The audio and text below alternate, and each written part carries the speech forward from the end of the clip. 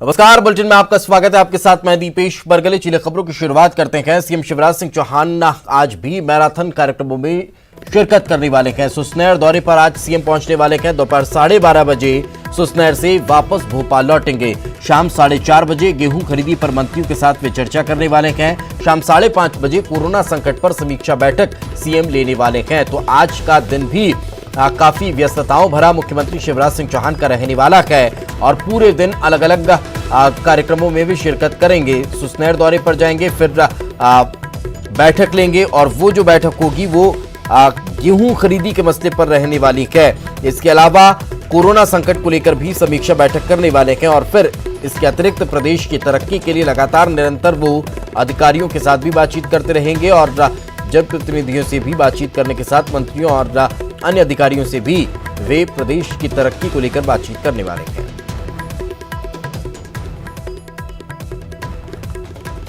तो सबसे महत्वपूर्ण ये कार्यक्रम आज के जो रहने वाले हैं वो सुसनेर दौरा उनका रहने वाला है। फिर गेहूं खरीदी पर मंत्रियों से चर्चा और उसके बाद कोरोना संकट पर समीक्षा बैठक।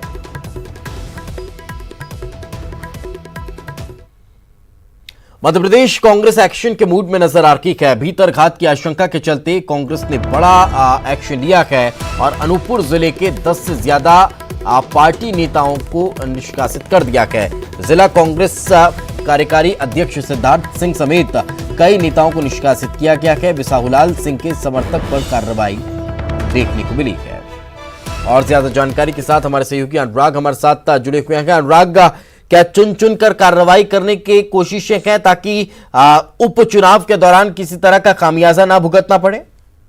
बिल्कुल, देखिए, प्रदेश कांग्रेस अध्यक्ष कमलनाथ लगातार संगठन को लेकर अब रणनीति बनाने का काम कर रहे हैं और जहां पर पाला बदलकर कांग्रेस छोड़कर बीजेपी में जो नेता आ गए हैं उन जिलों पर सबसे ज्यादा फोकस किया जा रहा है। कई जिलों के अध्यक्ष इससे पहले कांग्रेस पार्टी ने बदले हैं।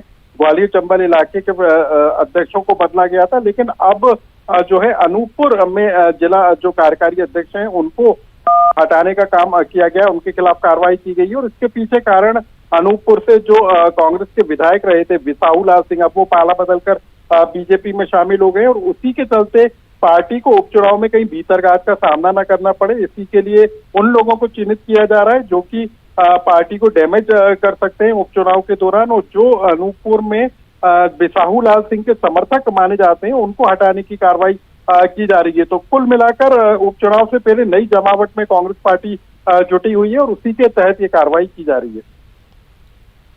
बिल्कुल, तो बड़ी कार्रवाई के तौर पर इसे देखा जा रहा है। लेकिन अनुराग, एक सवाल अब ये भी कि क्या इस तरह की कार्रवाइयां अब और देखने को मिलेगी? जिस तरह से 22 एमएलए जब बीजेपी में शामिल हो चुके हैं, तो क्या उन 22 एमएलए के कार्यकर्ता समर्थक का अब लगातार उन पर गाज गिरने वाली है?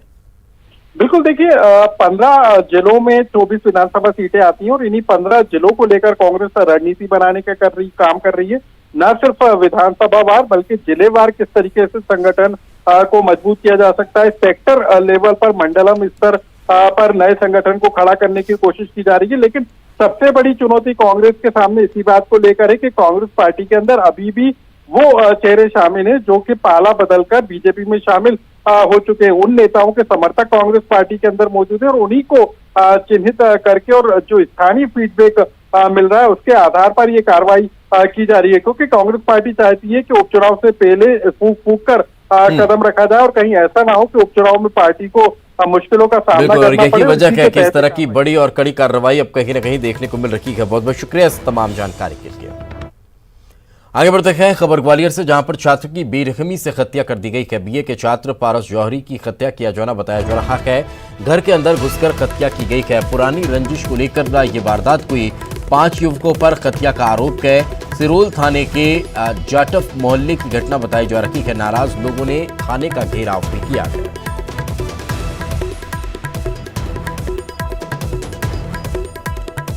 बड़ी खबर इस वक्त हम आप तक पहुंचा रखे हैं ग्वालियर से, जहां पर छात्र की बेरहमी से हत्या कर दी गई है और छात्र की हत्या के बाद अब पूरे मामले की जांच पड़ताल की बात भी कही जा रही है। बीए का छात्र था पारस जौहरी जिसकी हत्या की गई है। बताया ये जा रहा है कि किस तरह का पुराना विवाद चला रहा था और उसी पुरानी रंजिश के चलते ये हत्या की गई है। 5 लोगों पर हत्या का आरोप है, जिन्हें ढूंढने की कोशिश लगातार जारी है।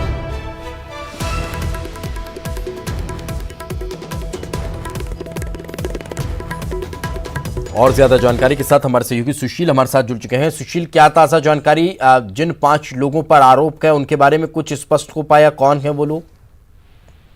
देखिए दीपेश, ये ग्वालियर के सिरोल इलाके की घटना है। बीती देर रात बेरहमी से 5 युवकों ने एक छात्र पारस जौहरी की हथियार से हत्या कर दी है और हत्या करने के बाद हमलावर फरार हो गए। और जैसे ही लोगों को इस बात की जानकारी मिली तो लोग थाने में जमा हो गए और थाने का घेराव किया। आरोपियों की जल्द गिरफ्तारी करने की मांग कर रहे हैं। छात्र के परिवार वालों ने 5 लोगों का नाम बताया है और संभवतः पुरानी रंजिश को लेकर ये पूरा घटनाक्रम हुआ है। पुलिस अब छात्र पारस के शव का पीएम कराने के लिए उसे जय आरोग्य अस्पताल लेकर पहुंची है। साथ ही आरोपी जो है उनकी दबिश के लिए भी पुलिस पार्टियां बनाई गई है। आसपास के जिलों में भी पुलिस को संदेश दिया गया है। जो हमलावर है, आरोपी है, उनके बारे में जानकारी दी गई। पुलिस अब प्रयास कर रही है कि किसी तरह से इस हत्या के आरोपियों को जल्द से जल्द पकड़ा जा सके, ताकि लोगों का जो आक्रोश है कहीं ना कहीं वो बड़े स्तर पर ना फैल पाए। बिल्कुल, बहुत बहुत शुक्रिया सुशील इस तमाम जानकारी के लिए। आगे बढ़ते हैं। खबर जबलपुर से। कोरोना संदिग्ध महिला को परेशान करने का मामला सामने आया है। घर में क्वारंटीन बहू का सास पर आरोप। एक कमरे में बेटी के साथ 2 दिन से कैद। 8 साल की बेटी के साथ कैद के कमरे में टॉयलेट वॉशरूम तक नहीं जाने देती सास। पति राजेश सक्सेना लीगल ऑफिसर है। महिला ने वीडियो बनाकर परिचितों को भेजा है। जबलपुर के आदर्श नगर में ये परिवार रहता है। तो ये काफी संवेदनशील मामला अब देखने को मिल रहा है और इस पूरे मामले को लेकर अब जांच पड़ताल की मांग की जा रही है, गुहार लगाई जा रही है और कोशिश की जा रही है कि किसी भी तरह से यहाँ पर जो परेशानी इस महिला को हो रही है उसे निजात दिलाई जाए। और ज्यादा जानकारी ले लेते हैं। हमारे सहयोगी प्रतीक अवस्थी हमारे साथ जुड़ चुके हैं। प्रतीक, क्या ताजा जानकारी, क्या ये पूरा मामला है, जरा विस्तार से बताएं।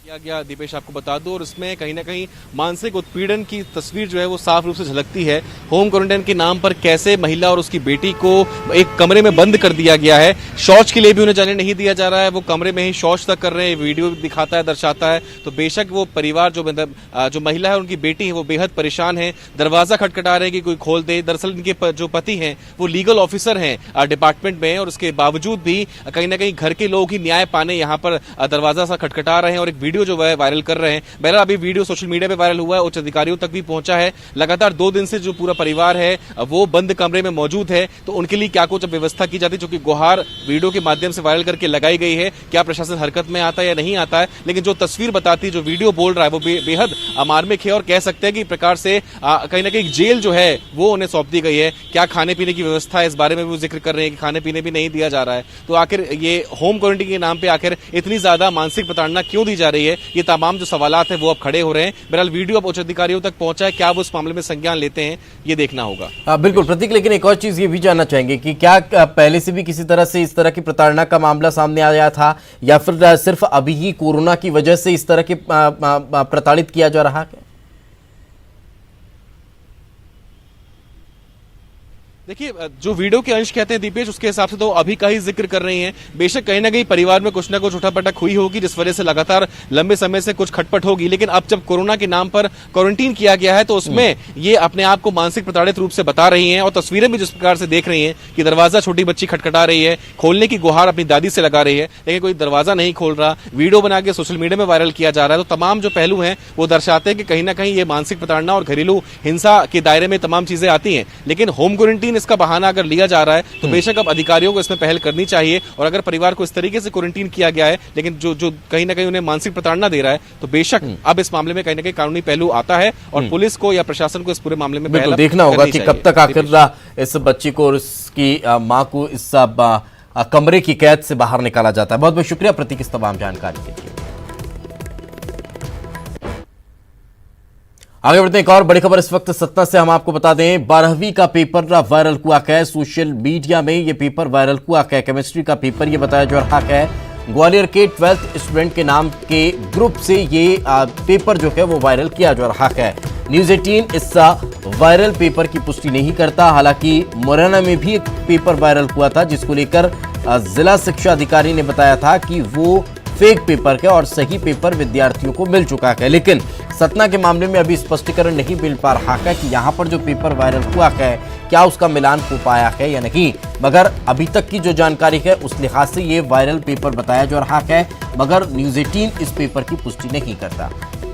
और ज्यादा जानकारी के साथ हमारे सहयोगी शिवेंद्र बघेल हमारे साथ जुड़ चुके हैं। शिवेंद्र, क्या ताजा जानकारी, अभी तक इस पेपर का मिलान हो पाया या नहीं? देखिए, इस पेपर का पूरी तरह से मिलान हुआ है, जो कि पूरी तरह से ये फर्जी निकला हुआ है। स्वयं जो डीओ है वो पेपर जो सोशल मीडिया में वायरल हो रहा था उसका मिलान जो पेपर पत्र आया है उससे किया गया है। एक भी पत्र जो प्रश्न है उसका मिलान नहीं हुआ है। तो कुल मिला के किसी की शरारत थी जो ग्वालियर से चलकर सतना तक पहुंची थी और पूरे सोशल मीडिया में इस तरह का प्रश्न पत्र घूम रहा था, जिसका भौतिक सत्यापन किया गया जो पूरी तरह से फर्जी निकला। दीपेश, चलिए, बिल्कुल, बहुत बहुत शुक्रिया शिवेंद्र तमाम जानकारी के लिए। तो जैसा कि हमारे सहयोगी शिवेंद्र बता रखे हैं कि सतना पेपर को लेकर भी ये बात स्पष्ट हो चुकी है कि सतना में वायरल हुआ पेपर भी गलत है, फेक है, ये किसी की शरारत है और उस शरारत को लेकर अब कार्रवाई किस तरह की होती है वो अलग बात है। मगर अभी तक जो एक संशय बना हुआ था, जो एक टेंशन था कि विद्यार्थियों की मेहनत पर पानी ना फिर जाए, वो स्पष्ट हो चुका है कि ये पेपर जो है वो गलत था। ब्रेक के बाद एक बार फिर आपका स्वागत है। मध्य प्रदेश में 12वीं बोर्ड की परीक्षाएं आज से शुरू हो चुकी हैं। करीब 8.5 लाख परीक्षार्थी परीक्षा दे रहे हैं। प्रदेश में 3,682 परीक्षा केंद्र बनाए गए हैं। इसके लिए परीक्षा केंद्रों पर विशेष इंतजाम भी किए गए हैं। परीक्षा में सोशल डिस्टेंसिंग को ध्यान में रखते हुए छात्रों के बैठने की व्यवस्था की गई है। वहीं राजधानी भोपाल में कोरोना पॉजिटिव और क्वारंटीन छात्रों के लिए अलग से परीक्षा की व्यवस्था देखने को मिल रही है।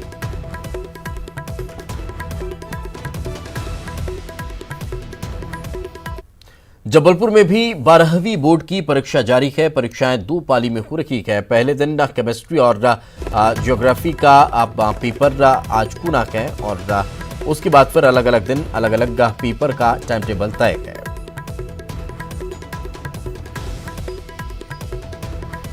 स्थगित परीक्षाएं आज से आयोजित की जा रही हैं। जबलपुर के अगर बात की जाए तो यहाँ भी 104 परीक्षा केंद्र बनाए गए। करीब 23,000 विद्यार्थी इस परीक्षा में सम्मिलित हो रहे हैं। हमारे साथ जो डीओ महोदय हैं वो मौजूद हैं। नेमा सर, आज चूंकि परीक्षाएं आयोजित हो रही हैं पूरे मध्य प्रदेश भर में, किस प्रकार की व्यवस्थाएं हैं जबलपुर जिले की अगर बात की जाए?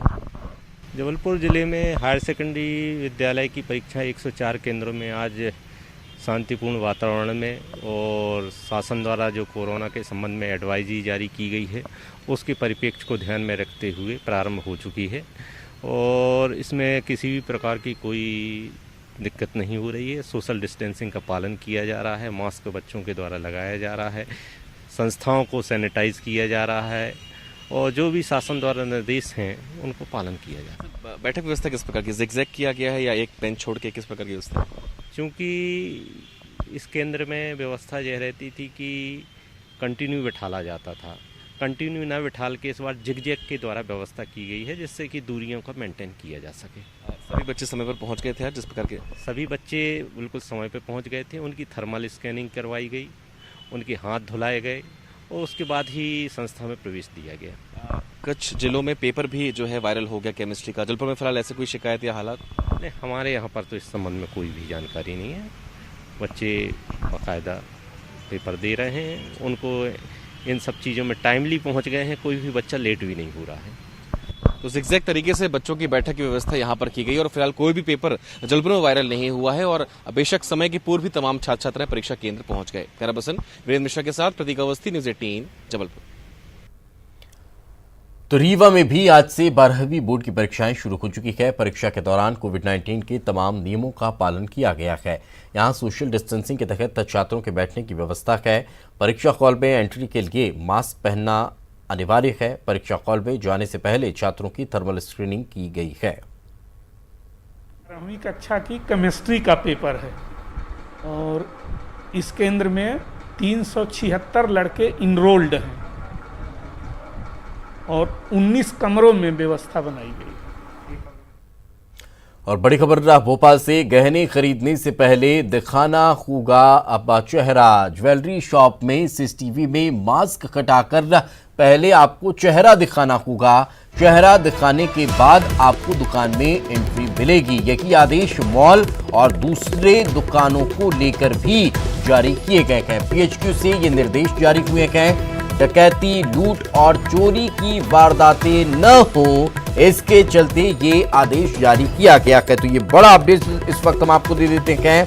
ज्वेलरी शॉप में आप जा रखे हैं या फिर आप मॉल जा रखे हैं, तो फिर आपको आपका चेहरा वहां के सीसीटीवी में दिखाना होगा और उसके बाद ही आपको एंट्री मिल पाएगी, ताकि अगर कहीं कोई अप्रिय स्थिति निर्मित हो तो पहचाना जा सके कि आखिर किसके जरिए ये करतूत की गई है। तो ये बड़ी खबर भोपाल से हम आपको बता रखे हैं। बड़ा आदेश जारी किया गया है। ज्वेलरी शॉप की सीसीटीवी में मास्क हटाकर आपका चेहरा दिखाना अनिवार्य होगा, उसके बाद ही आपको दुकान में एंट्री मिल पाएगी।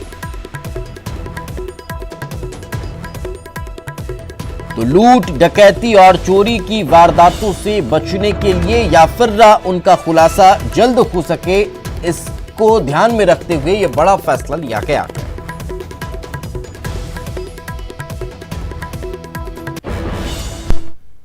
आगे बढ़ते हैं। खबर कोरबा से, खाती के हमले में महिला की मौत हो गई है। घर में सो रखी महिला पर खाती ने हमला कर दिया।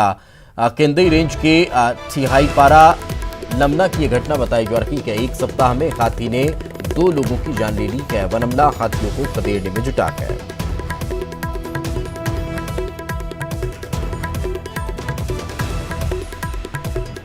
ये बड़ी खबर हम आपको बता रखे हैं। लगातार हाथियों का इस तरह से तांडव है वो जारी है और एक बड़ी खबर निकलकर सामने आ रही है। 2 लोगों की हाल ही में हाथी के हमले की वजह से जान चली गई।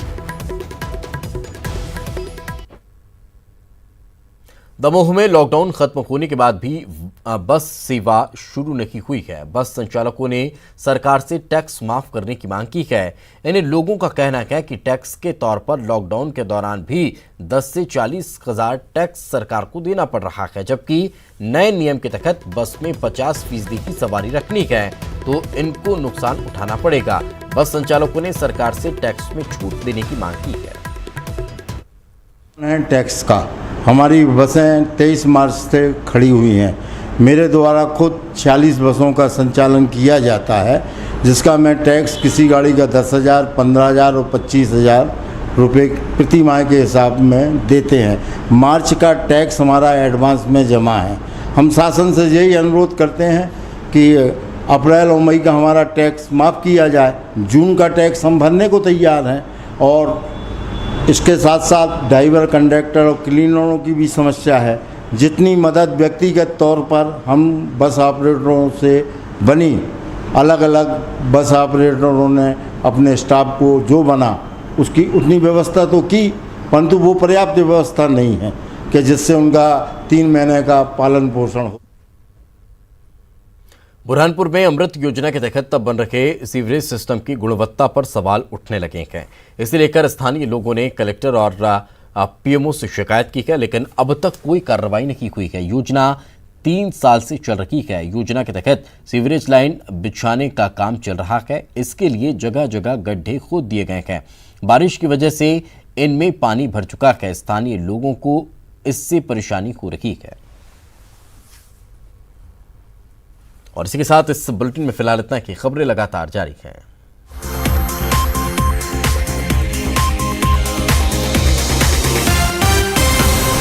इस न्यूज हेडलाइंस के